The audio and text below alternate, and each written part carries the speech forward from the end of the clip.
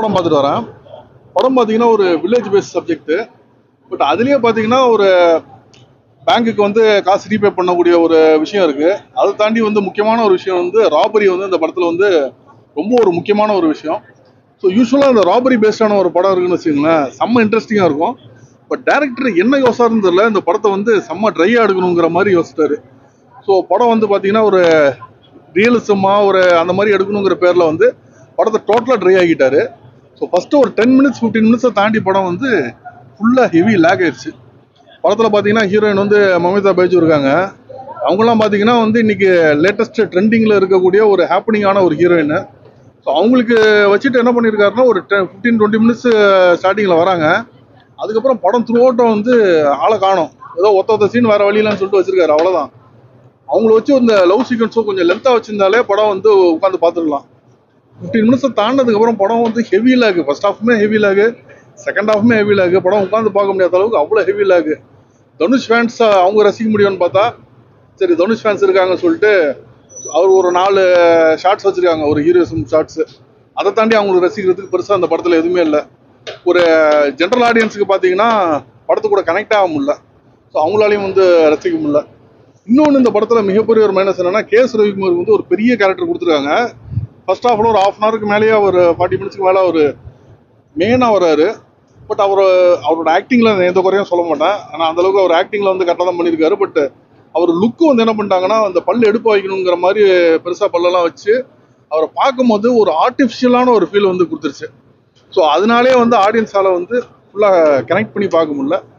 So படம் வந்து heavy lakh ஆயிடுச்சு. டெக்னிக்கலாக படத்தை வந்து குறைய சொல்ல முடியாது.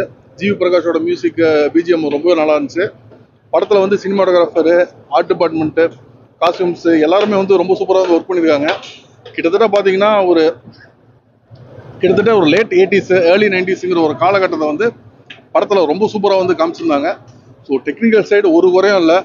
தேவர்மோகன் படத்தோட ரெஃபரன்ஸ் வந்து ஒரு ஃபேன் பை மூமெண்ட்டாக ஒரு சீனில் வச்சுருந்தாங்க. ஸோ அதுவுமே வந்து சூப்பராக இருந்துச்சு. பட் ஸ்க்ரீன் பிளே சரியில்லாதனால இவ்வளோ எஃபர்ட் போட்டுமே படம் வந்து டோட்டலாக வந்து ஒரு பெரிய ஒரு ஏமாற்றம் தான்.